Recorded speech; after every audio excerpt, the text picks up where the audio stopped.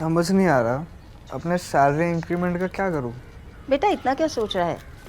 अपने mutual funds के SIP का टॉपअप करा ले। This is the right time.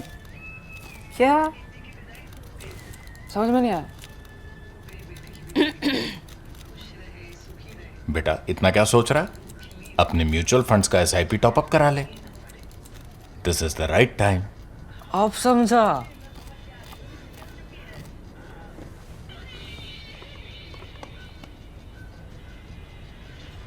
Mutual fund investments are subject to market risks.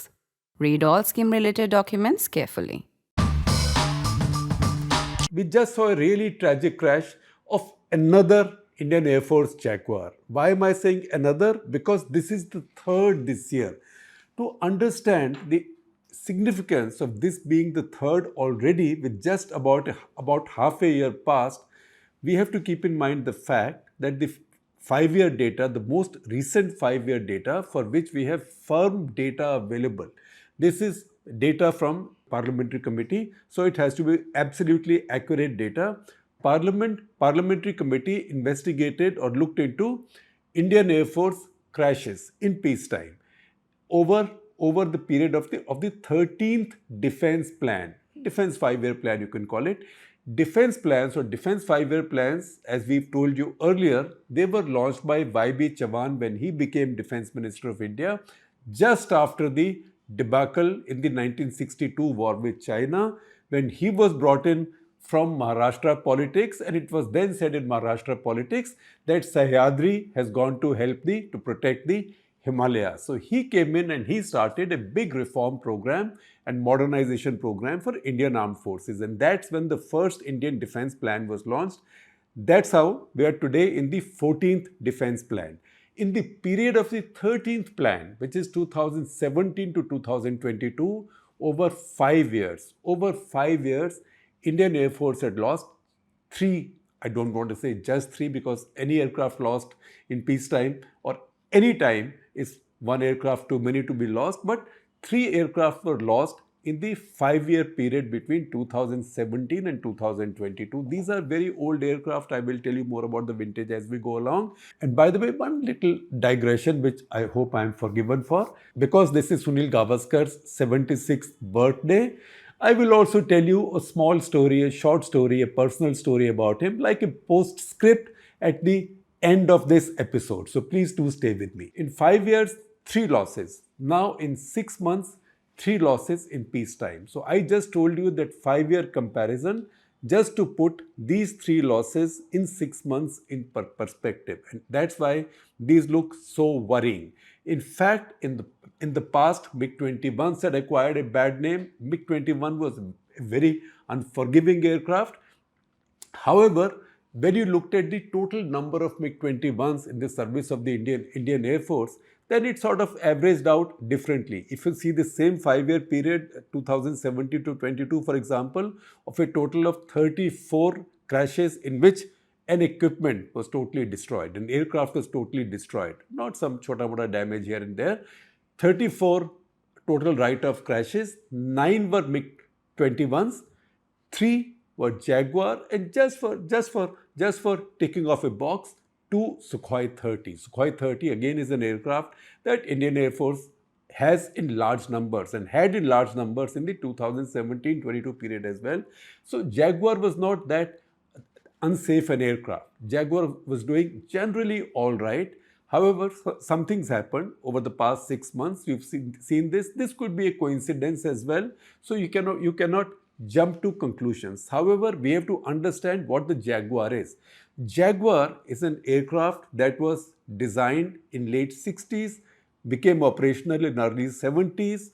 In 1973, Royal Air Force flew the first Jaguars. In 1974, French Air Force started flying them. So in service, this aircraft has been there for more than 52 years.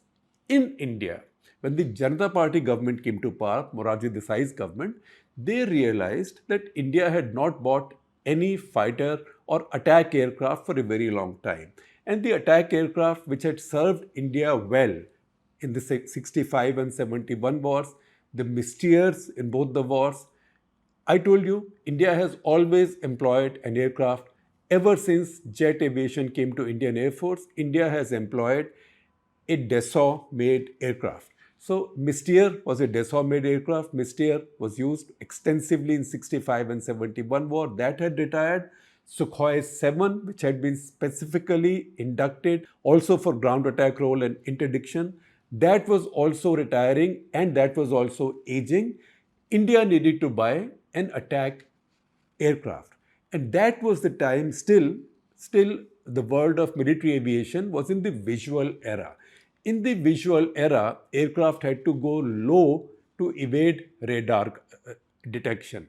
That's why then the doctrine was low, low, low. Low, usually aviation people spell as LO without a W. Low, low, low. That means aircraft takes off, stays low, crosses the border, the airspace of the enemy low, arrives over the target low and drops its bombs there. And that was the era of visual warfare. So aircraft had to go really low. This aircraft was considered to be very specialized for that role. And that is what India needed, particularly in relation to Pakistan. And that's why this aircraft was then described as DPSA or Deep Penetration Strike Aircraft. However, warfare changed over time, its role changed over time. I will take you through that.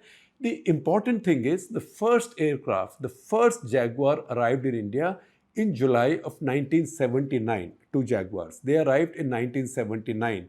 And as always happens in India, when a new system is bought, people start crying scandal.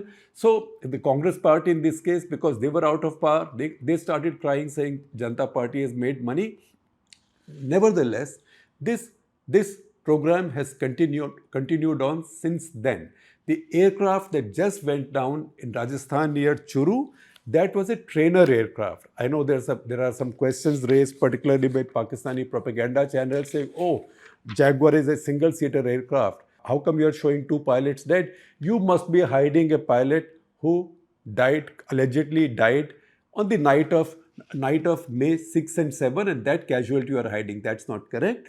This was a trainer aircraft. This was a trainer aircraft with two pilots, and two pilots, unfortunately, who were not able to eject in time. And then later inquiries will show what happened in this case, what kind of catastrophic failure took place. Squadron leader Lokendra Singh Sindhu from Rohtak and Flight Lieutenant Rishi Raj Singh from Pali in Rajasthan, just 23.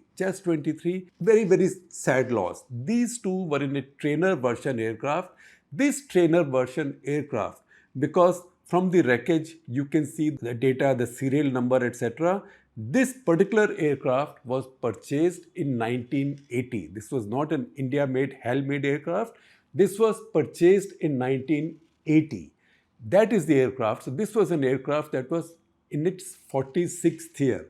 And that led to many people on the social media, including some Air Force veterans, asking that, look, we are flying fighter aircraft in combat which are 46 years old. In fact, they're flying some aircraft which are more than 46 years old, even Jaguars. But some of our light helicopters, the Alouette series, can be even older. Those came 60 years back, right? We have to fly all of these, but in Delhi, you will not be allowed to drive a car that's more than 10 years old. That's a rhetorical fact, and I know these are not exact parallels. These are not exact equals. At the same time, this tells you the story both. It tells you the story which is one of shortages and also deprivation of technology and modernization with the Indian Air Force, but it also tells you a story of resilience and innovation by Indian Air Force. Because this Jaguar, of which a total of 160 have been bought either from the original manufacturers or from HAL, which manufactured it under license. 160 copies have been purchased at various points of time. At this point, about 115 to 120 are in the inventory, but only 83 are operational. Of the 83 that are operational in 6 squadrons, effectively 5.5 squadrons, there is also a truncated squadron of 8 aircraft, generally 8 aircraft. Numbers can go up and down depending on how many are serviceable. These Jaguar aircraft, although operated by the Indian Air Force, they were optimized for maritime role, for basically anti-shipping role. So they were equipped a long time back with Seagull missiles. I don't know, and I will not tell you exactly what missiles they are carrying right now. That's not very relevant. But that truncated squadron stays in the maritime role operated by the IAF. Otherwise, you could say that there are about 4.5 operational squadrons. Of these 4.5 operational squadrons, upgrades have been going on, because when Jaguar first came, everything was still in the manual era. It did not have a proper radar. Radar was stuck in much later. In fact, the latest upgrade now, which is called Darin 3, and I will explain to you what is Darin. Darin 3 now has an ASA radar. ASA is Active Electronically Scanned Array, ASA. That is the holy grail of modern radars, because those are very difficult to jam, and also those can look much further. In Indian Air Force, besides these few Jaguars, which have been given the ASA radar, this is an Israeli ELTA ASA radar. The only other aircraft that has the ASA radar with Indian Air Force is the Rafale, the 2 squadrons of Rafale, and then Tejas Mark 1 will now be getting an ASA radar as well. That is the level to which Jaguar has been upgraded. I don't want to take you through the history of Darin 1, Darin 2 and Darin 3, except to say that the aircraft have become totally outdated. It's like you bought an Ambassador car. I know Ambassador car is not a very good example. Suppose you bought an Ambassador car 50 years ago. But then you said, "Arey, now the new engines have come in." So Ambassador car also, at one point, the Japanese were selling an engine that Ambassador was retrofitting their cars with, the Isuzu engine. So you say, all right, I can put a new engine. Then I want an automatic gear shift, because now everything is automatic gear shift. And unlike a car on the road, which you can drive anyway, in combat, if everybody has automatic gear shift, you also want it. So you stick an automatic gear shift. Then you say that I need a proximity warning, which is a kind of a radar warning receiver. My aircraft didn't have it. I will fit it. So how much can you load onto an old Jaguar? So you can continue loading. Beyond a point, the airframe cannot handle it, because the airframe was not designed for it. More importantly, the engines were not designed for this. And Indian Air Force decided, they thought about upgrading the engine, replacing these engines with the new Honeywell engine. I am not giving you all the numbers and all that because it's just jargon, but you will see it on your screen, Honeywell, which engine. And I will also share with you a story that Snehesh Alex Philip did in 2019, August 2019, 6 years back, describing how the Indian Air Force was now giving up the project of re-engineering its Jaguar inventory, because re-engineering was very expensive. These engines were so expensive. For the cost of upgrading 2 Jaguars with these new engines, you could buy 1 Rafale, right? Which could do a lot more than 2 Jaguars, and which could do a lot more than 2 Jaguars, plus be a genuine multi-role aircraft as well for standoff attack. For standoff attack with the most modern standoff weapons, SOWs as those are called, and also for air superiority. Jaguar was not designed for that. In fact, when the Jaguar first came in, it did not have the ability to fight in the air. It was later that Indian Air Force and I think HAL and also the original manufacturers, they stuck 2 air-to-air missiles on the Jaguar, and you can see those tail pictures. Those were stuck on top of the wings. That's a rare case where air-to-air missiles were installed on top of the wings, over-wing missiles. That's how the Jaguar has been used. Now, when the Jaguar came in, it was a cutting-edge weapon system, and Pakistanis did not have anything to counter it. In fact, I will take you back to a book called 1984, India-Pakistan War, 1984, The Fourth Round. That was a book written by Ravi Rikhe, who writes wonderfully. Lately, he has not been writing that much. The book was somewhat inspired by General John Hackett's book on visualizing a mythical Third World War, right? So a lot of the language stuff was like that, a lot of the approach was like that. But that war starts with Government of India deciding to attack Kahuta. and taking out Pakistan's nuclear facilities before Pakistan got close to nuclear weapons. And how was that attack carried out? That attack was carried out by using 8 Jaguar fighter bombers. So Jaguar was then the cutting edge system. The fact, however, is age takes a toll on everything. And everybody, time doesn't stand still, everybody is getting smarter. However, Indian Air Force was always short of numbers. And because it was short of numbers, it had to find methods to keep on upgrading what it had. So MiG-21, which started as, first of all, MiG-21, then MiG-21 777 type, MiG-21F, FL finally became MiG-21 BIS or Bison. That was the final version, right?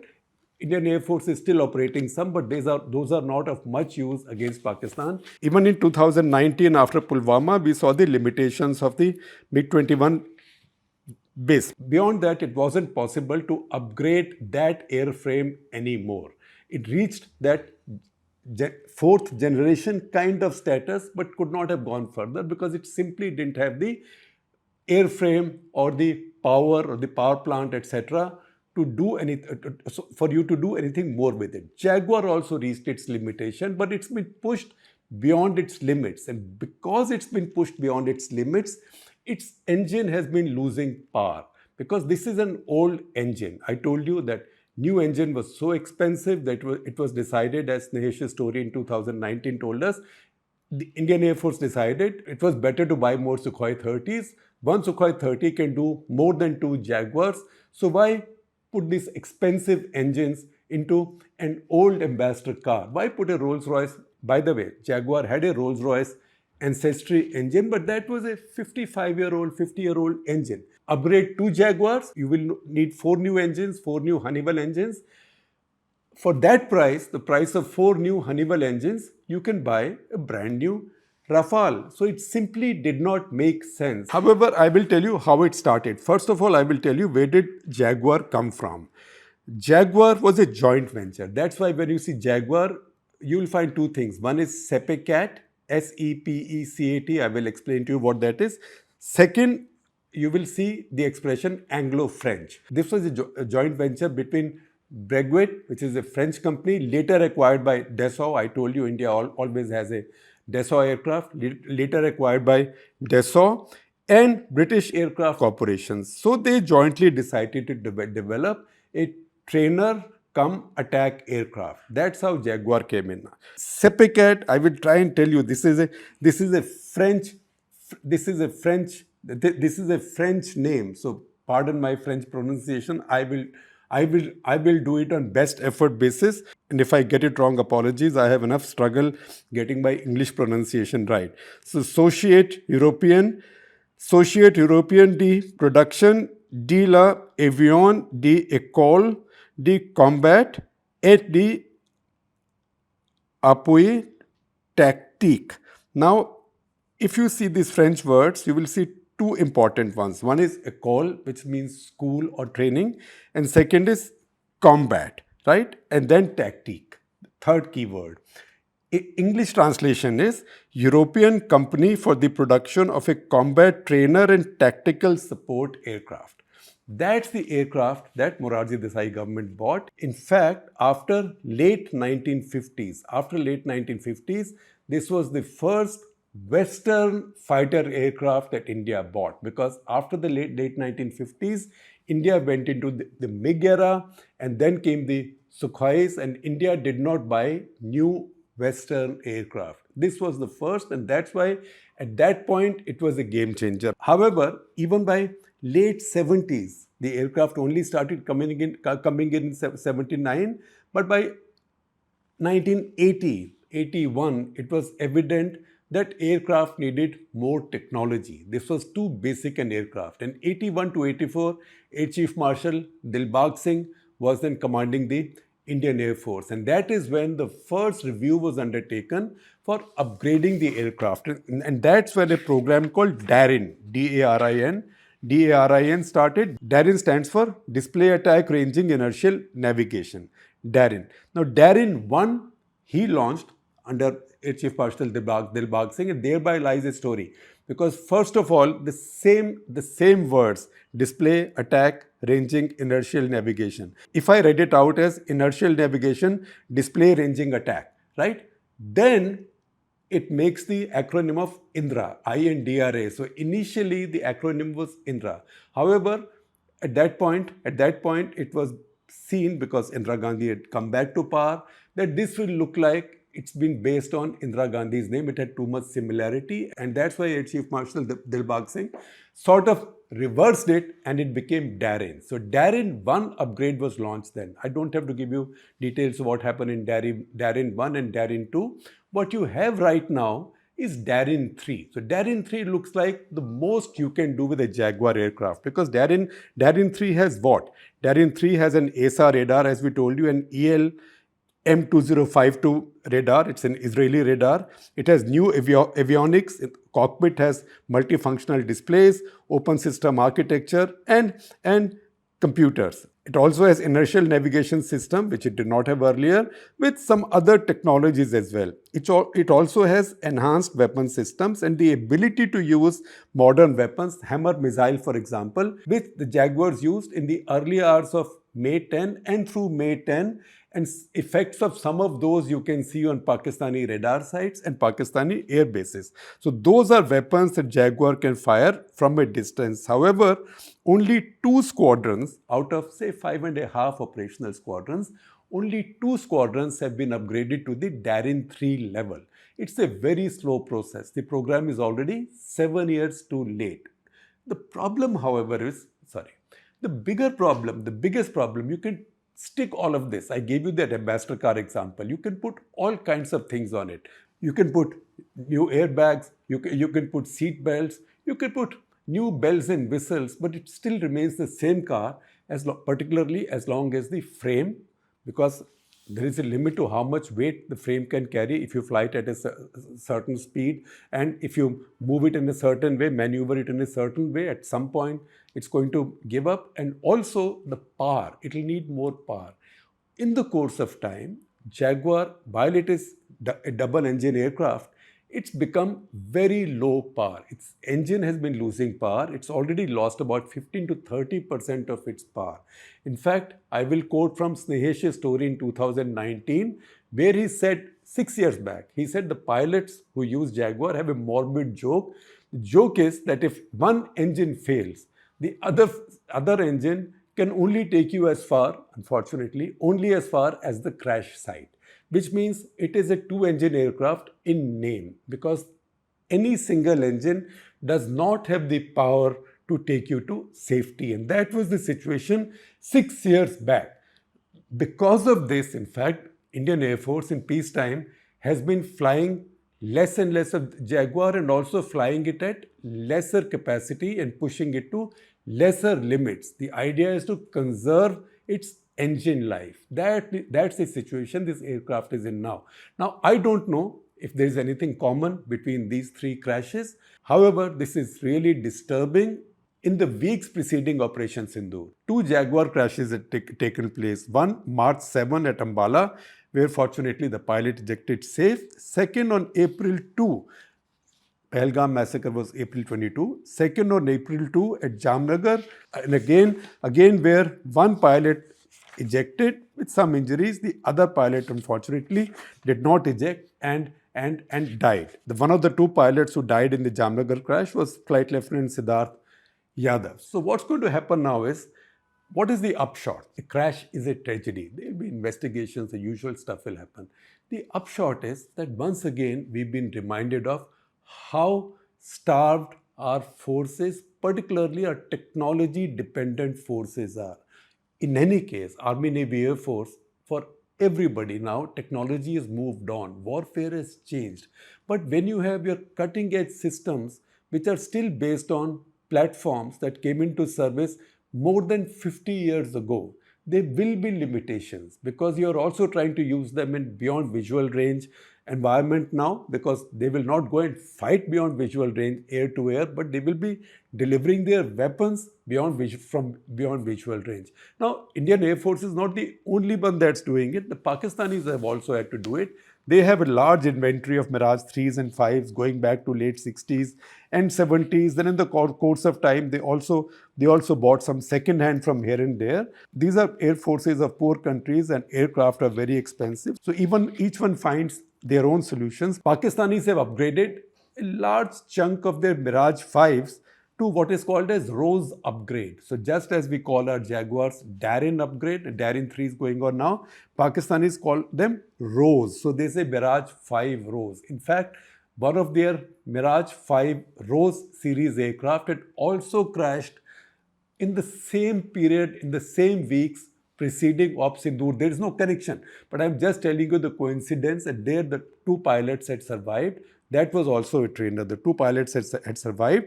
ROSE in that case stands for retrofit of strike elements, right? So both countries are doing this. Both are air forces of poor countries. However, this underlines to us in India that India being a much less poor country now, India having a much larger GDP now, and this India should be able to spend a lot more on its security and really its Air Force. Air Force now is the tip of the spear. It's now been established, that pattern has been set, that if there's a terror attack or something, the first responders will be Indian Air Force. The time has now come to show even greater urgency to remodernize Indian Air Force, because it's risky enough to go into combat. But at least your equipment should be so good and so modern that you can minimize these sad, tragic peacetime losses. It's Sunil Gavaskar's 76th birthday. His fans are celebrating, which brings back to me a cold and windy morning, cold, windy and very overcast, slightly wet morning at Port Elizabeth in South Africa in December of 1992.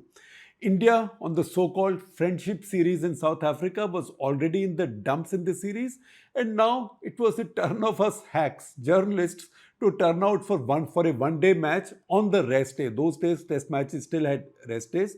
So this was for a one-day match against the South African cricket journalists in Port Elizabeth.